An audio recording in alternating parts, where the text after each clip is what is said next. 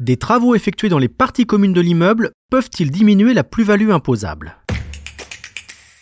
Vous écoutez un podcast imaginé par Le Particulier, le média de référence pour mieux connaître vos droits au quotidien.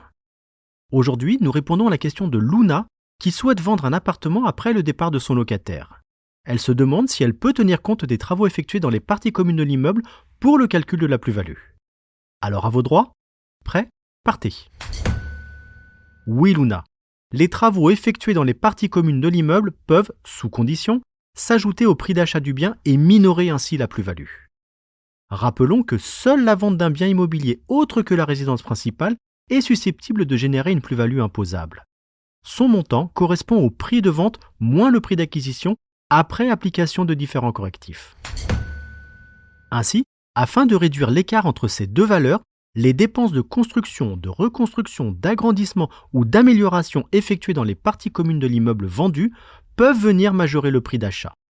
Ces dépenses peuvent être retenues soit forfaitairement, soit pour leur montant réel. Le forfait s'applique uniquement si vous possédez le logement vendu depuis au moins 5 ans. Vous pouvez alors choisir d'appliquer une déduction fixée à 15% du prix d'acquisition du bien, et ce, même si aucun travaux n'ont été réalisés. Si vous possédez le bien depuis moins de 5 ans, ou si l'ensemble des travaux représente au moins 15% du prix d'achat, vous devez les déduire pour leur montant réel. Les travaux doivent avoir été réalisés par une entreprise et pouvoir être justifiés. Ceux effectués dans les parties communes de l'immeuble sont comptabilisés à hauteur de votre quote-part de tantième de copropriété.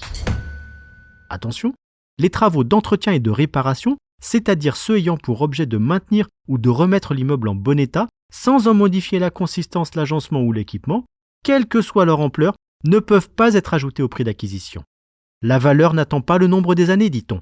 La plus-value, elle, diminue avec le nombre des années.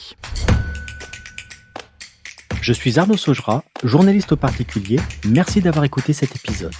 Si ce podcast vous intéresse, vous pouvez également retrouver toute l'actualité patrimoniale sur notre site leparticulier.lefigaro.fr.